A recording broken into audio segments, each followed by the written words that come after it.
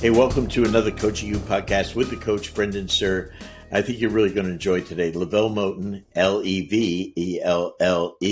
Moton, M-O-T-O-N, and you'll see why that's significant later on. The head coach of North Carolina Central University, one of the great coaches in college basketball today, a dear friend, someone that I've really, appreciated over the years for many, many reasons. His coaching ability, his relationship with people, his love of the HBCU community. He's a remarkable guy, really a super smart guy. But I think if you ever get a chance to see his teams practice, go up to Durham, North Carolina, watch his teams practice, you can learn a ton. He is a phenomenal coach. I think you're really going to enjoy him. We talk about the HBCU thing. We talk about his relationships with Chris Paul, Coach K, and others, and talk about their style of play.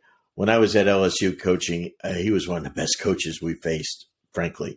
And I just think the success he's had, winning 4 or 5 MEAC championships is just absolutely remarkable. I think you'll really enjoy him.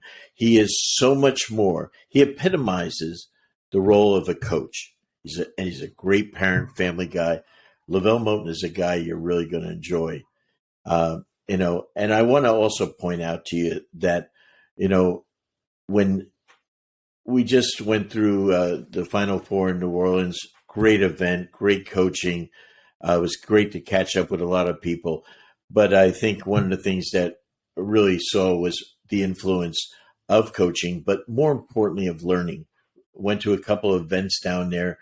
We had our coaches forum down there with our friends at Fast Model. And the guests that we had, the impact they make on coaches, that's what this is about.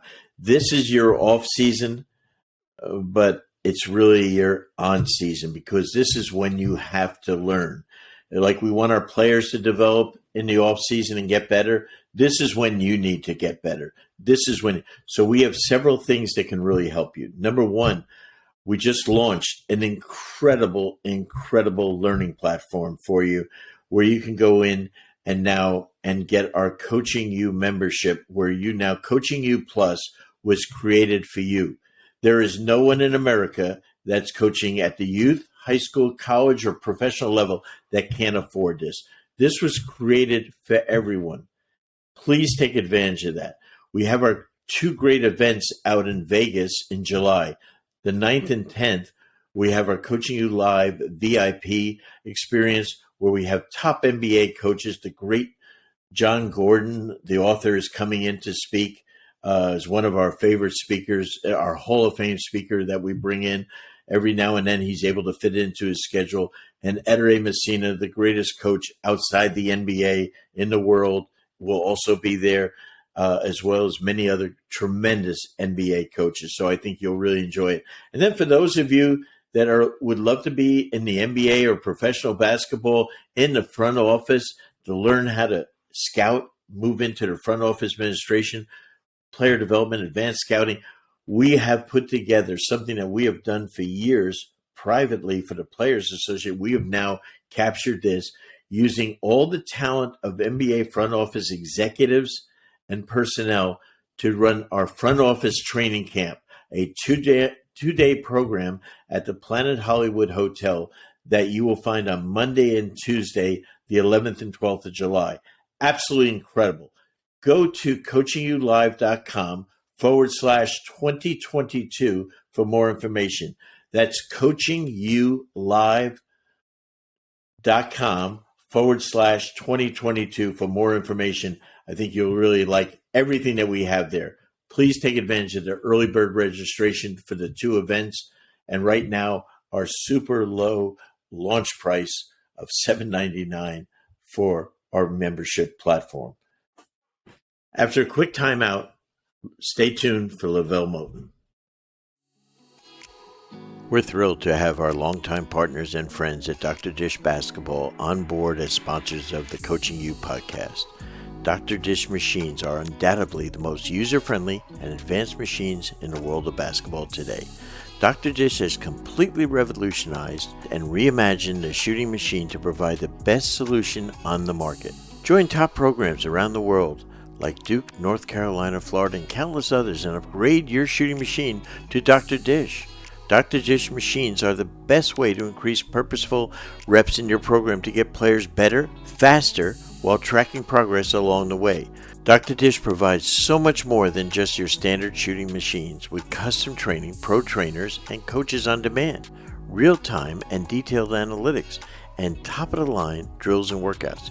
If you're looking to take your program to the next level, look no further than Dr. Dish for the best basketball training machine in the world. If you have an old machine that's just collecting dust in your gym, did you know that you can trade that into Dr. Dish for up to $1,500 off and get a new dish? Make sure to give our friends at Dr. Dish a follow at Dr. Dish B-Ball on Twitter and Instagram for great daily drills, workouts, tips, and inspiration. Or contact us at drdishbasketball.com. Don't forget to mention Coaching You or our podcast for $300 off your purchase. Coaches, are you looking to take your game preparation to the next level? Then Fast Model Sports is the perfect coaching software for you. With FastDraw, build an organized library of plays and drills and create professional playbooks to share with your players and staff. You can also download over 9,500 free plays and drills from our Playbank directly to your FastDraw account. Looking for a better way to build your scouting reports and want to include video? With FastScout, build custom scouting report templates to prepare your team best for each individual opponent. Plus, did you know with the latest updates from Fast Model Sports, you can now include video with your FastScout reports and share with your coaches and staff all within the FastScout mobile app. The combination of FastDraw and FastScout is by far the best way for you and your coaches to create winning game strategies and effectively communicate them to your team. Over 10,000 high school and youth coaches trust Fast Model Sports products to help their teams reach their goals. To order, go to fastmodelsports.com. Use code COACHINGU15 to get 15% off any FastDraw or FastScout products. Remember, go to fastmodelsports.com. Use code COACHINGU15 to get 15% off any FastDraw and FastScout products. I'm so excited today to have our guest, LeVelle Moton, the head coach at North Carolina Central University in beautiful Durham, North Carolina. Welcome, my friend. It's been a while. Brendan, thank you for having me, man. It's always a pleasure. Well, I've been a big fan. When I was at LSU, we got to play you, and I had a big wow. You're one of the best coaches I've ever coached against in 15 years of coaching in college. I coached 30-plus in the NBA, but I think that season before you played us, you had just beaten Ohio State. Yeah. And, I said, my goodness. And I remember us talking.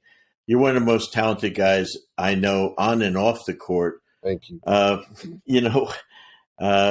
think your story, and I love stories, your story of how, first of all, you were a great college player, but then the idea of getting hired at your alma mater is always special. Right. So in 2009, and now here we are, 22. In our day and age of coaching, that's like dog years, right? Right. So tell me how. I think it's a great story because we have coaches all over the world that listen, but really the thing that's for our young coaches that listen, explain how the interview process went to getting a job. No, it was really unique, man. Probably the most common question I get, and I'm sure you get it as well, is from young coaches and people wanting to break into the business is, what's the best way to break into the business? Mm-hmm. And I just tell them I'm the wrong person to ask that question to, because what a lot of people don't know is that, when I stopped playing overseas, my college coach at the time at North Carolina Central, he was now at Delaware State, Greg Jackson. He offered me an assistant job for $85,000 a year. But the same week, I go to a middle school, and the middle school principal is my favorite 7th grade teacher. And she said, I want you to take this job just to coach. And I said, how much does it pay? She said $225 a month, right? So it was only for three months. So it was going to be $675 for the year. So she said, can you let me know by Friday? My coach, Greg Jackson, said, can you let me know, can you take this job by Friday? So I had a decision to make. I went and prayed on it. And, what I learned in that decision making process is that if the first question that you ask is what will other people think about me, then you're not living your life. You're more so performing for acceptance. So a lot of people don't know this, but I chose the $675 middle school job, right? And everybody thought I was crazy. My mom thought I was crazy, but, I was a single man. I had some leeway to work with. I had some money in the bank and whatever. So after 3 years of middle school, we won a couple of championships. Then I started doing AAU. And, on my block where I live in Raleigh, North Carolina, like my big brother, my mentor is Nate McMillan. Like, so he grew up around the corner from me. Right. But it's a whole sequence of all of our guys that come from that neighborhood. Myself, John Wall, PJ Tucker, Devontae Graham, TJ Warren, like we're all from the same block, just almost. So I wanted to kind of follow in his footsteps. So I went up to high school and we won a couple of championships in high school. And North Carolina Central called me and asked me to come back and be the assistant coach. And they did it like 3 times and I declined. A lot of people don't know that because I wanted to be loyal to the people that gave me an opportunity. And that's just who I am. That's the fabric of who I am. And finally their alums, some boosters got on the phone and said, look, we're making this transition from D2 to D1 and we really need you. And I wasn't romanticized by college basketball because it was the business of it and I ain't like that part of it. Right. I just liked affecting and impacting kids' life. But the business of it, it just kind of looted those things. And I didn't want any parts of it. No one had any morals and values. Like it was just corrupt to me. I said, I don't want to do that. Finally, my high school principal, Kathy Moore, who's now the superintendent of North Carolina schools, she told me, she grabbed my face like this. And anytime a woman grabs your face like this, like it's going to be some heavy stuff coming at you. She said, what you have to offer this world is greater than Sanderson High School. You need to go back to your alma mater and do it. And so I went back and I was assistant coach for 2 years. It was some of the, we was going through the transition. It was the worst time of my life. I had never lost at anything in my life. And we were getting beat to death by 40 points. And then they let my coach go at the time, Henry Dickinson. And I called my principal back and said, I want to go back to high school. And my wife said, why don't you apply for the job? I said, we had the worst record in the country. Who's going to hire a dude that was on that staff, right? Like, that's not how this works. And she's like, you got to have some faith. So long story short, I go in there and it's a committee and nobody asked me anything about basketball. Everybody asked me about CEO questions because I was going to be the youngest coach in the country. So I guess they were saying, are you able to are you able to become a good CEO? Can you run a Fortune 500 company, right? Do you have the leadership skills? We know you know basketball like the back of your hand. And so I answered all of those questions the best way that I can. I couldn't promise anybody nothing because I had never been a college coach in my life, right? And I just told him, I said, listen, the goals are still 10 feet. The floor is still 94 by 50. Only difference is the players are just a little better than the ones I've already coached. That's it, right? And they were like, well, you never recruited before. Like I said, yes, I had. I said, every day when I grew up, I went to the playground and I played. And I said, I got you, I got you, I got you, and I got you. That's recruiting. I said, I've always recruited, right? And so it was like tongue in cheek and they kind of laughed, but it was true. I was like, look, don't overcomplicate this thing. It's basketball. Right. And, the last thing that happened was my chancellor, Charlie Nams, called me in and he said, I want to know, I don't care about the basketball. Are you tough enough for this job? And I said, man, if I'm nothing else in my life, like I'm tough enough. And he said, congratulations, you had a job. They didn't want to see your resume or any of that stuff, right? I mean, they married the person. That's right. What they did, Yeah. Yeah. But I want to get to this because you just let it in perfectly. Why do you coach, though? Why do you coach? My grandmother, when I was 10 years old, I don't know if y'all remember this. They used to have this competition called a Pepsi. Oh, I remember. Yeah, Pepsi Hot Shot. Pepsi Hot Shot. could never get out of the first round, but go ahead. I won the Pepsi Hot Shot Championship. So I was the best shooter in the world when I was 10 years old. I had a chance to shoot at a halftime of a Bullets.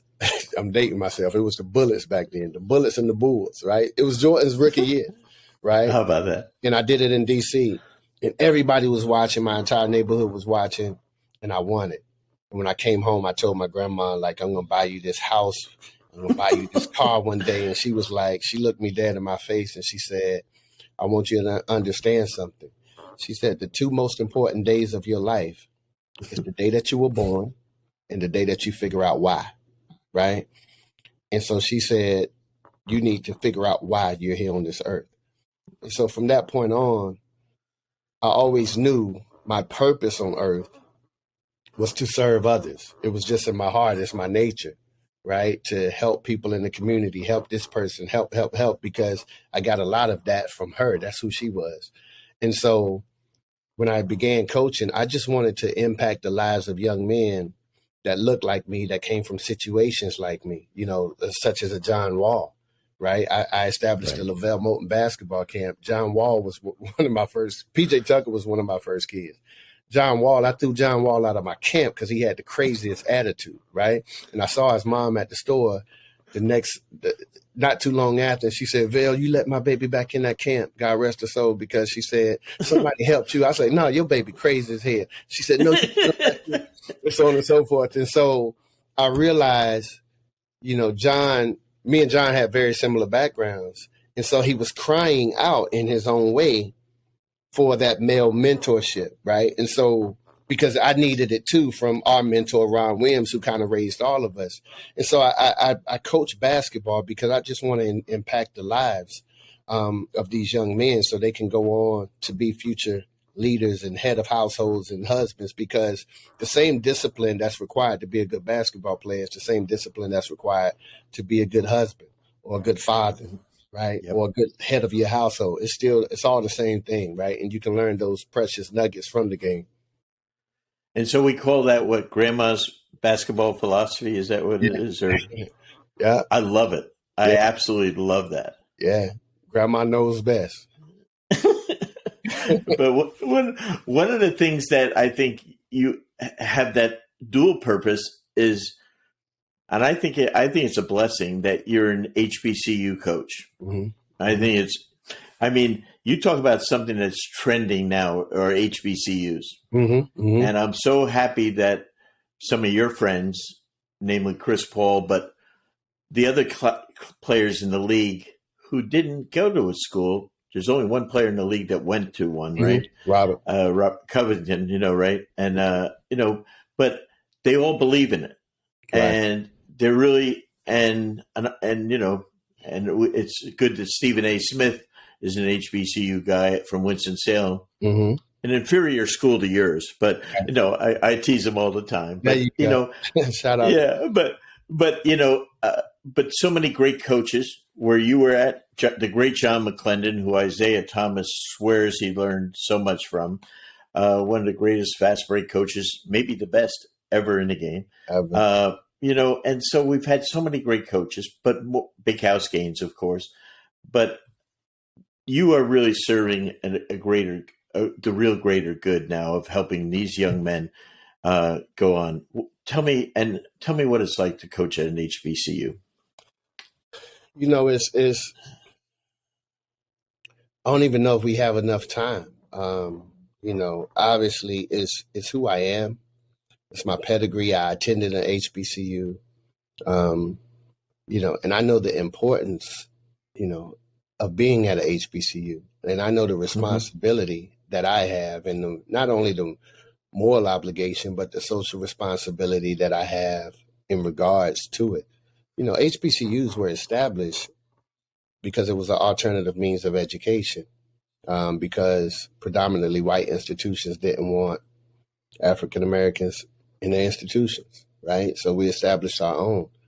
And, somewhere along the lines, it shifted away and it became a cash cow pretty much, right? And I think it all changed when I want to say in the early 70s, USC came to Alabama in football, and they had a running back by the name of Sam Cunningham.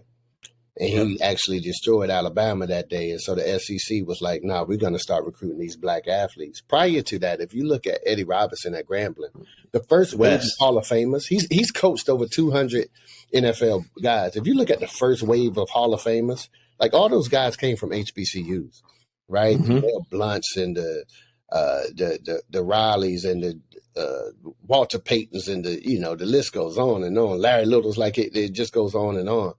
And so, you have a more responsibility and an obligation at HBCUs. And I tell you, the most beautiful thing is that, as African Americans in this country, we have a major problem. We have a racial issue that's never truly been discussed. We always sweep it under the rug. But I'm the one that says, hey, let's go to the dinner table and let's have these tough conversations so we can get past it. So our kids don't have to grow up in a climate such as this. And like one of the problems in the world, if you ask me, is that if you look at your history books, if you look at the public school history book, there's only 5 black people that you learn about in that history book, right? So if it's a 300-page history book, a young African-American kid is saying, wow, only 5 black people had major contributions to the United States.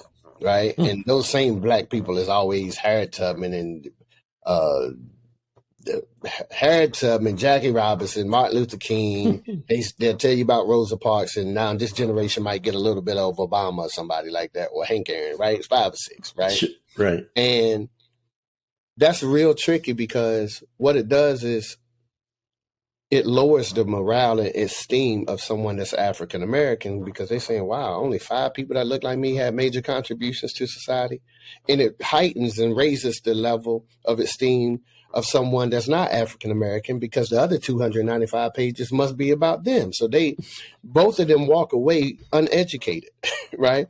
One of them are feeling inferior to the other, and they shouldn't. And the other one is feeling superior to the other, and they shouldn't, because they've never really been truly educated the proper way. At a HBCU, we learn about our history. We learn about us. And so all of the McClendon stuff, I can tell you, we learn about history before 1865, after 1865. So they really teach you who you are. And that's the biggest education in life. Everybody talk about geometry and the Pythagorean theory and political science and criminal justice majors. Well, none of that matters if you don't know who you are, right? And so that's what HBCUs have done personally for me, and just across the spectrum, is that it's provided us with the opportunity to become educated with who we actually are, because coming through the public school system, you don't get that. You take those lessons and that education and you apply it to your basketball team, because the reality is, as you mentioned, it's only one HBCU basketball player that's playing in the league. But the reality is, all this transfer portal stuff and whatever, at the end of the day, what's never going to change is that it takes what it takes. They're going to draft 60 players, but they're only keeping 35, and it's going to be less than the 1% out of almost a million, right? So you got to be really good. The rest of you got to go into this real world. So we try to prepare these young men through the game of basketball to enhance their productivity in this world, because that's the reality when this ball is going to stop bouncing. That's coaching. Yeah. That is really coaching. After this quick timeout, I want to come back and talk to you, LeVelle, about your style of play and what has made your program a winning program and winning the MEAC so many times. We'll be right back with LeVelle Moton. I'm so excited to announce our new partner, Instat. Instat is a powerful web-based platform which enables you to store, edit, and share video linked to statistics. Their video database contains over 30,000 player profiles and nearly 7,000 team profiles. Thousands of basketball games from all over the world are uploaded daily, with many of them filmed exclusively by Instat. Instat's user-friendly interface is very intuitive. The flexible filtering system will fit the needs of coaches at all levels. You can sort through specific play types, locations on the court, lineups, and various other parameters. The Instat system contains multiple tools that clients from all over the world utilize for scouting, recruiting, coaching and player development, video editing, and tagging. They also take an individual approach to each client. The wide network of Instat account representatives allow Instat to best serve their clients 24/7. Also, Instat production specialists will provide you with a quick and precise breakdowns of your team and opponents in less than 10 hours. Need a certain game ready sooner? Instat gives you the ability to prioritize the specific games you want the data for first. Instat also provides free individual player access, so feel free to invite your players to the Instat platform so they can access their page, follow their performance, scout opponents, and share clips with other players and coaches. After each game, they can receive an individual one-page PDF report and video clips with all box score statistics. For more details, please visit our official website, instatsport.com/basketball, and apply for a free 1-month trial using code COACHINGULIVE. Again, that code is COACHINGULIVE. Contact Eric Stang at eric.stang@instatsport.com for more information on this offer as well. And that's ERIC.STANG at INSTAT sport.com, or click the link in our show notes. We're back with head coach LeVelle Moton of North Carolina Central University. Did you ever dream? I remember when you took the job. I loved your TED Talk, by the way.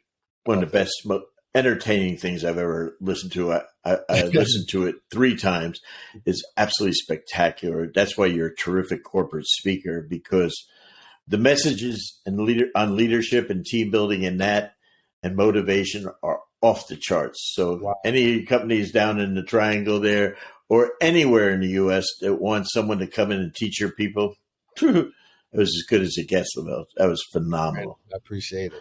Yeah. So when you got the job, you promised, you made a great promise. I love guarantees when you get a job. So in 5 years, you promised that you would beat an ACC team, and you would win the tournament. You know, basically win your conference. Basically, which gets you an NCAA bid, right?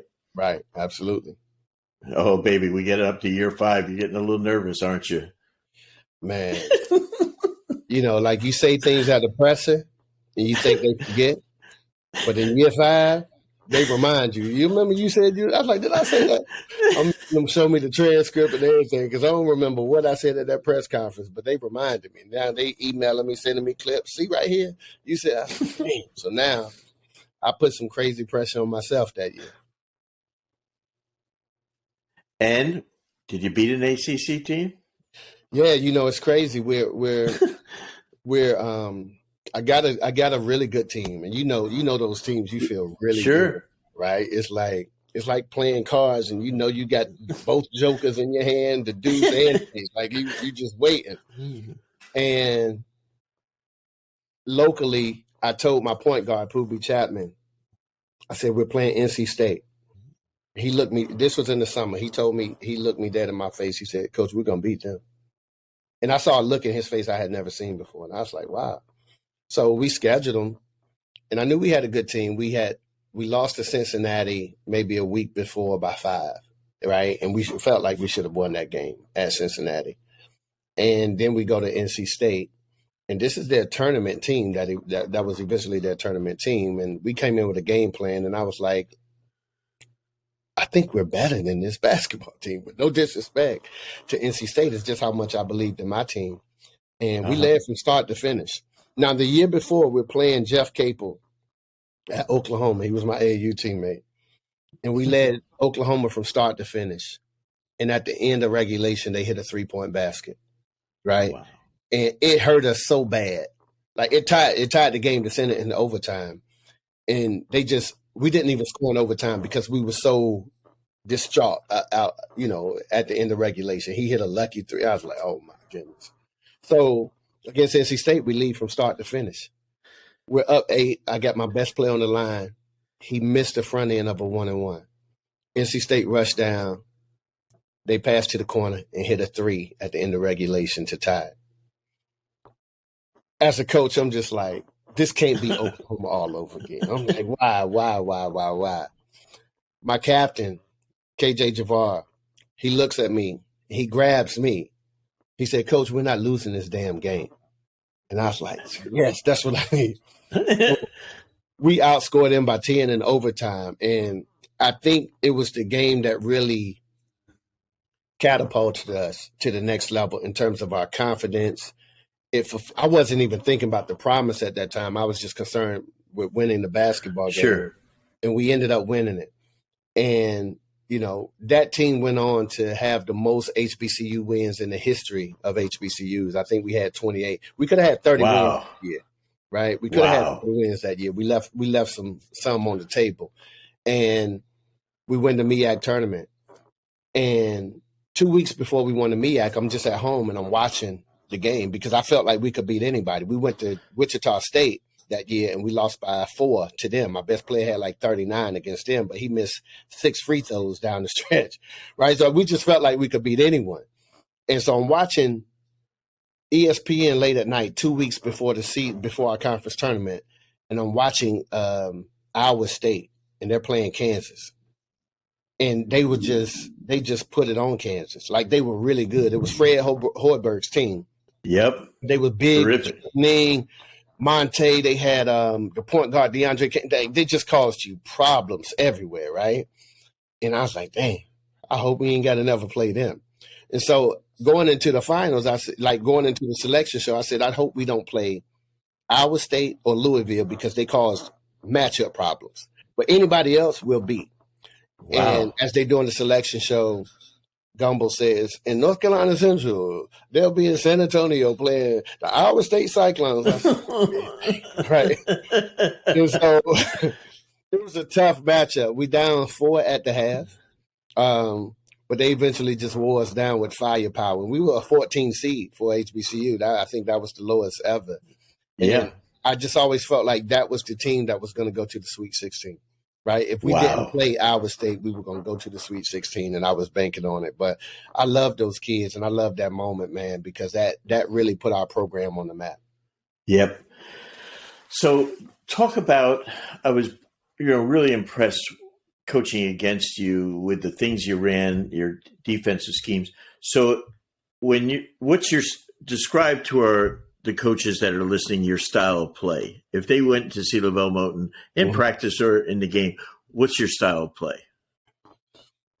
You know, it's always personnel based. And I think the best thing that ever happened to me, honestly, man, because I hear so many teams that say, oh, we're going to run. Well, on our level, that matters if you're playing yourself or somebody, a like opponent. But if we playing the LSUs in Carolina, you ain't going to outrun them. Right? So you got to value the basketball and so on and so forth. You got to be able to switch things up. That was the biggest thing that happened to me. And the best thing that happened to my career was me taking that middle school job. Because you only get what's in your area code in middle school, right? And so you're getting guys who's not even basketball players. They just, some of these guys just out here. So you got to be able to play a triangle 2. You got to be able to play a boxing 1. Got to be able to push it. Got to be able to slow it down, depending on who's in your area code and what team you have. So I learned at an early age to adjust, right? So it's second nature to me. Same thing in high school. I went to a high school that we didn't have the best athletes. Like, we were great in soccer, but, you know, if your soccer team is good, your basketball team, right, it's either or, like, you know, and it's never soccer and basketball up there. Right? And so we didn't have those athletes, so I had some smart, intelligent kids, so we had to make necessary adjustments. So when I got to college, it was all just personnel-based. You know, in theory, we like to, you know, get stops and get out in transition, early transitions. And I didn't really like this, but we run a multitude of quick hitters, right? Yep. And then it flows into something. And the reason was because the scouting was so advanced that everything that you did, they took your things away. Like, we came out running horns, and I got that from you. I'll never forget my first year coaching you. It was incredible for me because I learned so much from you, and I think Doc was there that year, and Kevin. Like I was like, yo, I was questioning, am I really a coach? Like these guys right here, they coaches. Hey, I'm not a coach, right? I was just kind of learning, but I took notes and after note after note. I even remember how the inception of Horns came about. You know, I think it was just Benny on the practice team, you know, just doing it. And now that became Horns. And so we run a multitude of sets and we kind of switch it up. And then defensively, we'll run man, we'll press you, we'll zone you, we'll do a triangle 2, we'll box and 1, whatever's 1-3-1, whatever's going to 3-2 matchup, whatever's going to give us the best opportunity to win a game, that's what we'll do.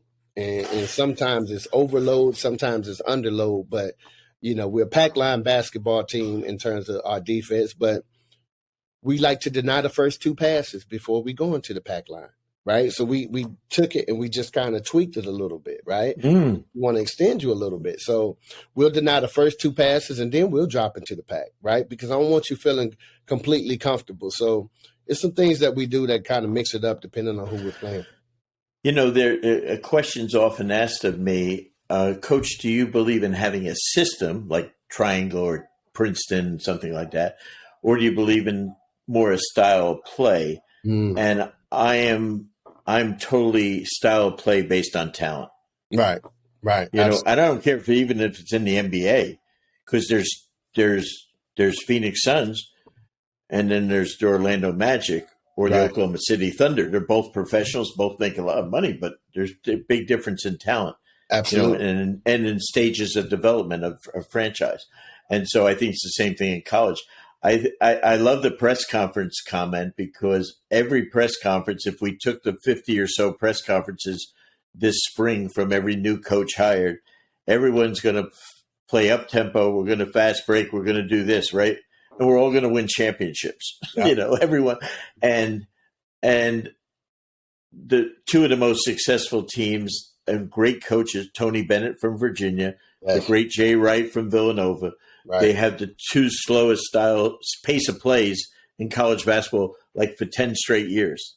Wow. You know, yeah.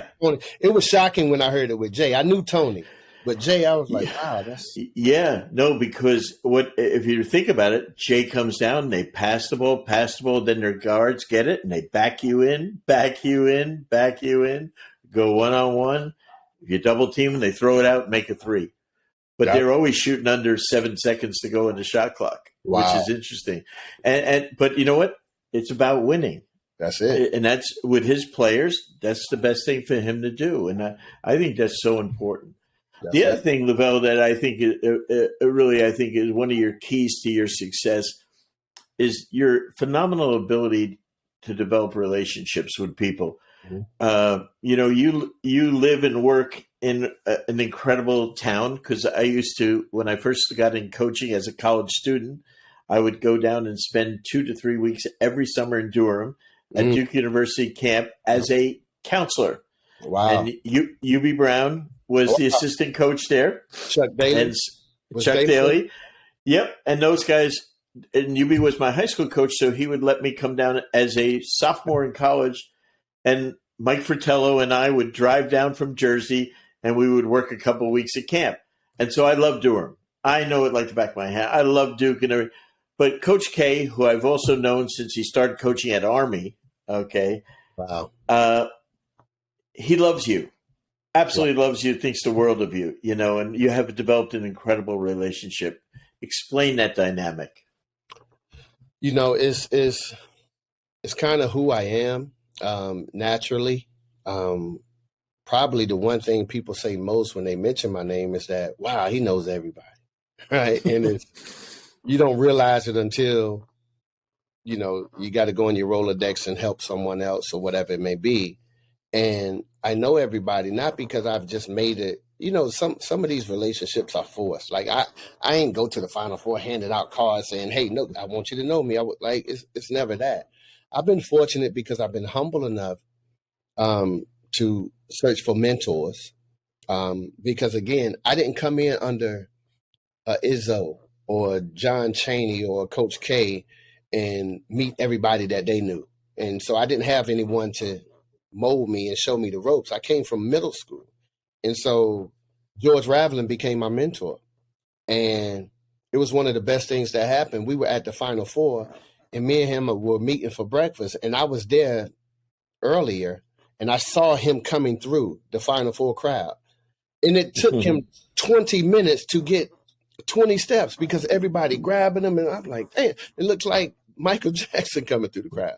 And so when he sat down with me, one of the things he told me was the key is cultivating and fostering relationships. And a lot of people don't do that. They think networking is handing out a business card and I'm waiting to hear from you again or whatever. But Coach Rav did something that I had never seen done before.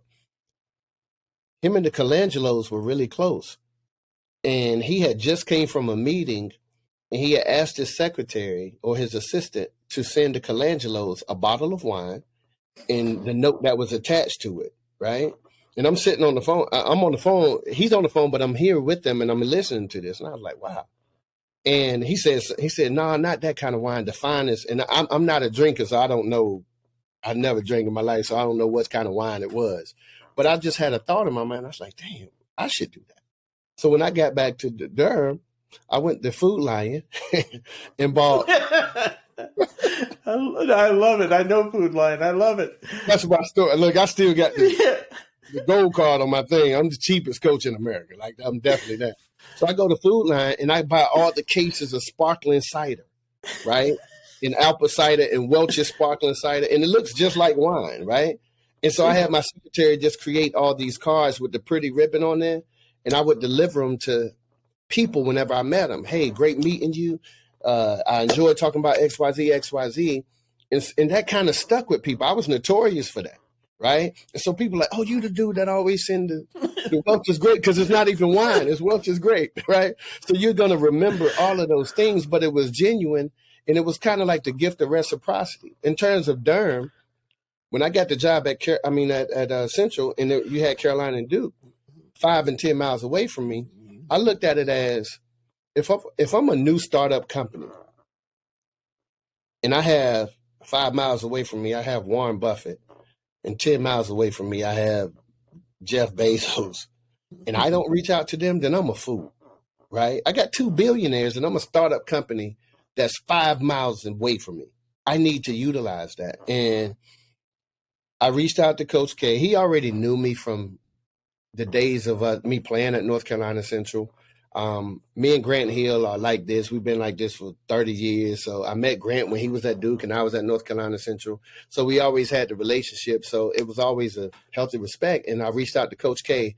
And the first thing he said, it was during the summer, he said, I want you to come to my K Academy. Let's sit down and have lunch. And I don't know if you ever been to his K Academy. It's like. No, but I know about it, though. It's incredible, right? And I'm sitting here like, good gracious. So it's all these multi-millionaires and close to billionaires running up and down a basketball court at a basketball camp, right? These are grown men at basketball camp.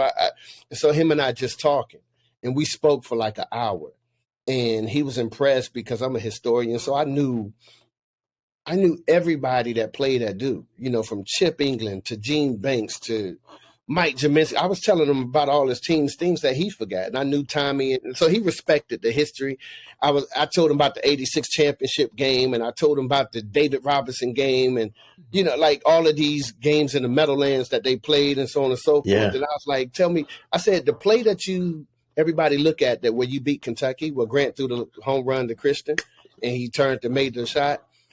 I said, you tried that same play against Wake Forest earlier in the year, and Grant threw the ball out of bounds. So he was just like, wow.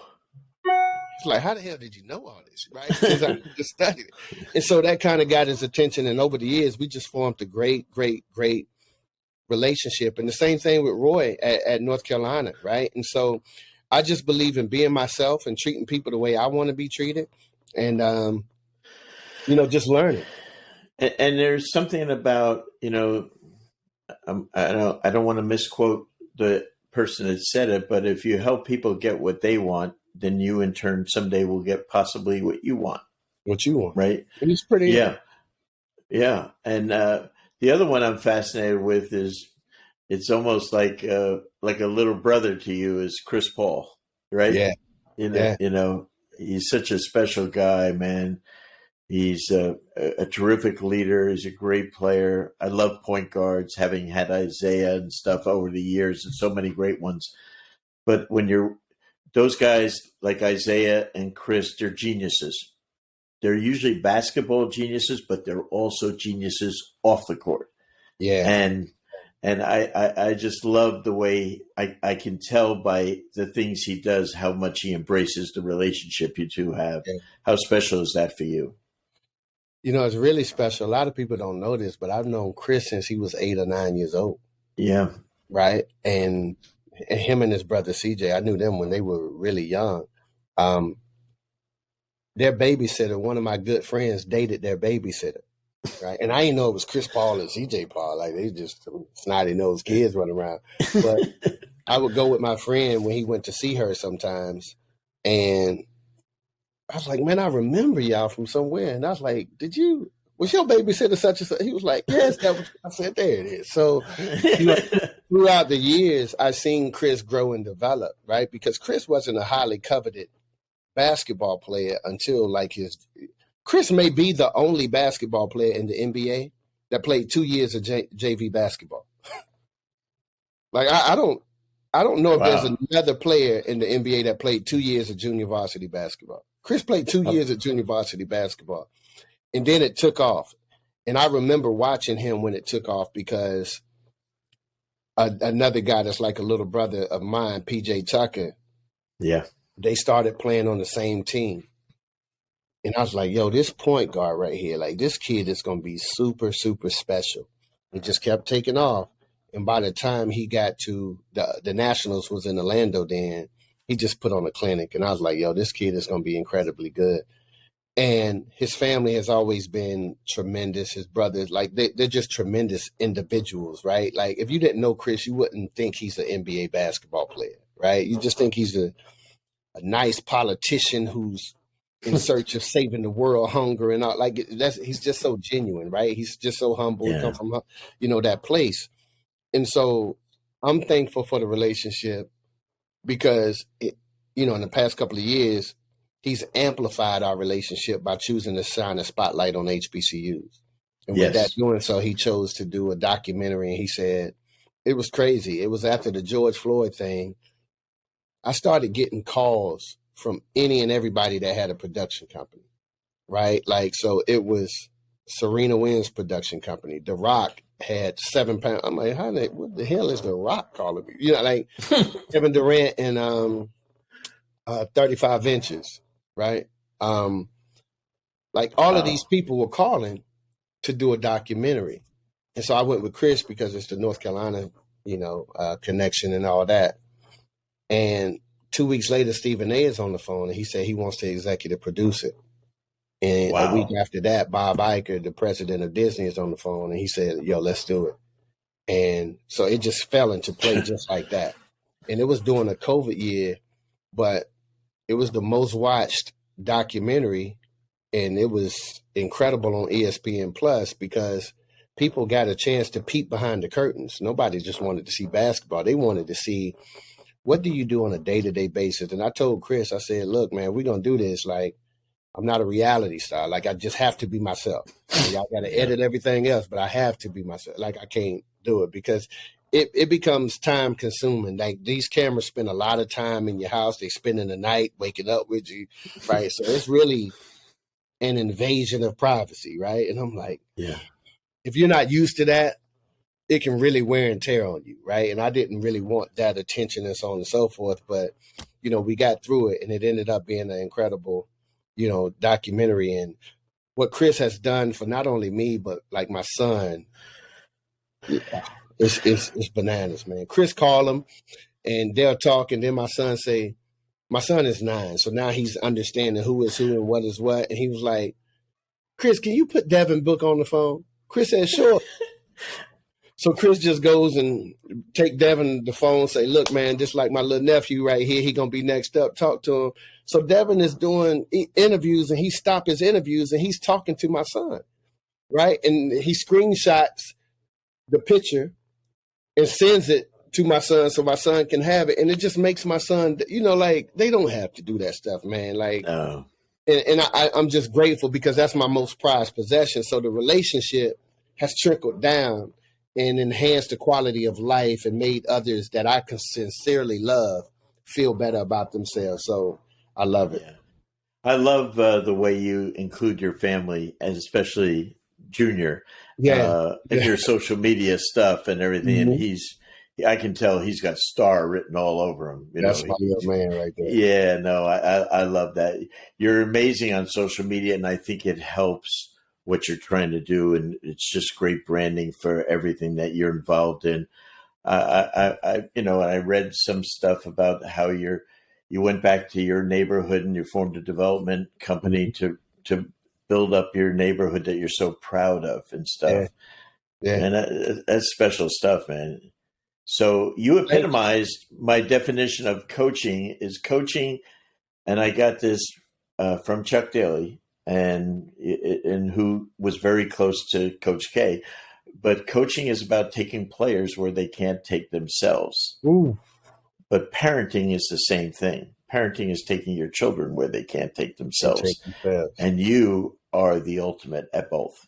So thank you, man. We're very honored to have you on Coaching You anytime because you're so special. And I'm just so thankful that you were able to take some time with us today.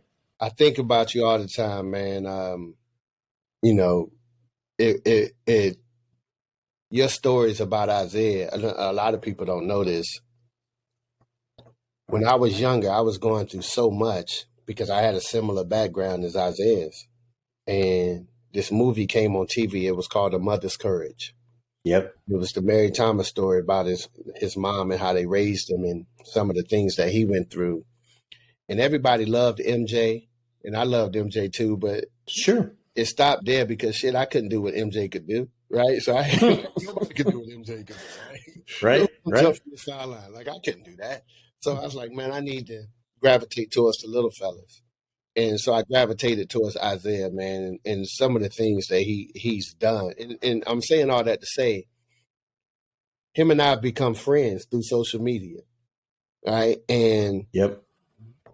He posted a status about me one day, and I almost lost. I just fanned out. I was like, what in the hell? Like, this is Isaiah Thomas. And he posted, the city of Raleigh they completed a mural on me. He was like, this is legacy right here, y'all. This is legacy. And I was like, I had to pinch myself because it's amazing how your childhood idols now come back and show you that they revere, love you. And I think one of the most incredible things on earth is to have the respect of those that you respect so much, right? And so I think about you every time I see Isaiah Thomas. I think about you, right? Oh, thanks. And I even dug deeper, like I know him and Mark Aguirre was best friends growing up, but I never understood how both of them didn't go to DePaul. Even I wanted to know the backstories to all of those things. Like Isaiah, how you go to Indiana and Mark go to DePaul and y'all best friends and so on and so forth? Like it's Mary Thomas wouldn't let him. Right? So you go down there and get your ass kicked by Bob Knight. That's what she told him. That was it. And Isaiah said his brother and Bobby Knight almost got in a fight in the living room. 100%. Yep. Yeah. You don't walk out that house saying, damn, I'm going to get that kid. Like, nah, you be like, I just blew it. No. So it was crazy, stories. So, LeVelle, when you have all the great players you end up coaching or being around, and I learned so much from them. And that's what you do. It's not what they learned from me. It's what I learned from them. They make you a good coach. They make you a better person, et cetera.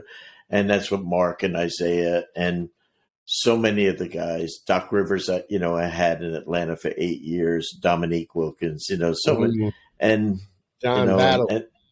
The great John Battle, 4th round pick, making it like that. Spud Webb, little Spud. I'm sorry. Was Dan Roundfield on that team in Atlanta? I had Dan Roundfield when UB, and I first year I was with Dan Roundfield. Yeah, Tree Rollins. Yep. So the other day when they have all those players at the top 75, I think I've coached nearly 20 of them. Wow. And Yeah, and then the top 15 coaches of all time in the NBA. There's really a lot more than that, but I coached against 14 of the 15, and my wise ass son said to me, "Dad, you didn't coach against Red Auerbach?" I said, no, son. He was done by the time. It all goes together. Yeah. So that's what this great profession has. You make an impact on your players, who make an impact on the next generation. That's why we do it. And you're one of the very best. That's why this is so exciting for me to be with you. Thank you so much. Thank you so much. You know what's crazy about that? Like, in terms of talking about Isaiah, like, everybody, and it's so oversaturated now. I'm tired of hearing it. Everybody has these GOAT conversations. Who's the greatest of all time, and so on and so forth. And it's all subjective, and they cater the argument towards whoever they like, right? It's just that simple, right? It's just really that simple. You could take, if I'm a lawyer, I could make a case for any of them. Sure. Go in the courtroom, but what I've learned throughout those GOAT conversations is that they're really biased as hell. And it's not just biased towards your favorite guy. It's biased because everybody that they have the GOAT conversation about is 6'6" or taller, right? Mm-hmm. Isaiah is the only guy to beat Magic, Bird, and Mike in their prime. Yep. At 6'1". Yep. So, like, we love Mike and all that, but we cater it because we only look at 6 years for Mike, right? Mike didn't win in the 80s, right? And so it's like, right.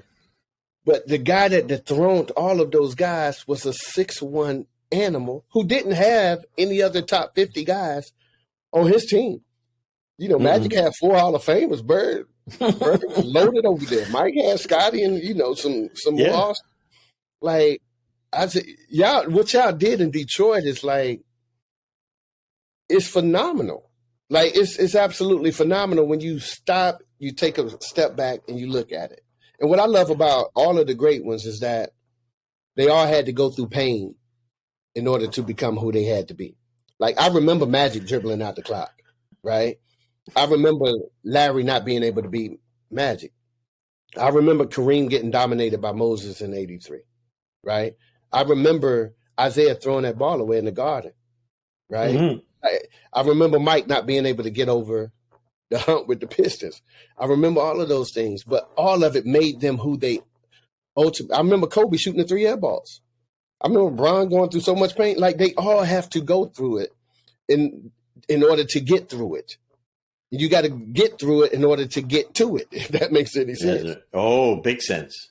And once they get to it now, it's a problem, man. But what you guys did in Detroit, like, I love that document, that 30 for 30. I love it. Like, I loved it because it broke down everything. And you guys managing those personalities, it was unreal.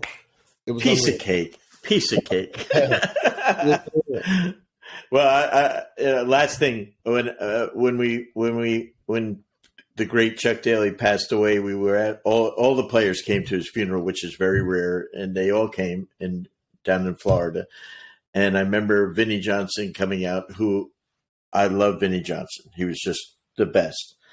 And, you know, he was this 6 man, obviously coming off the bench, you know, microwave.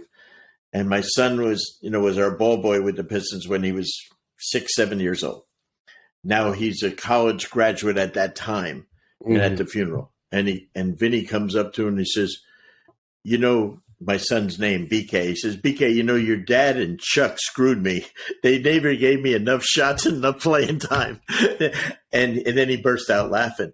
But that's how those guys were driven. They just wanted to be the very best. Imagine taking Isaiah Thomas out and putting Vinnie Johnson in, or taking Vinnie Johnson out and putting Joe Dumars in. That's how great those guys were. But they were so competitive, and they were the leaders of the group. And so that's why I say they taught us more about coaching than we ever taught them about playing. You know, so we're blessed. And would have had 3 in a row if it weren't for a bad call on Kareem in that form. You got it. Oh, yeah. That's crazy. That was one of the worst calls in the history of the NBA. Now you're bringing up wounds, man. Now I'm pissed off as we're finishing there. I gotta go take a shower after this, man. You got me upset. But hey, we got to catch up again. You're the best, absolutely the best, LeVelle. And finish us off with this. How did Grandma always say to introduce yourself to people? I thought that was.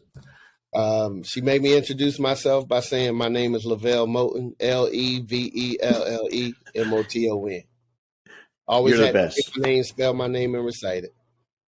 That is so great. I wish I knew her. She Thank was awesome. Thanks so much. You're the best.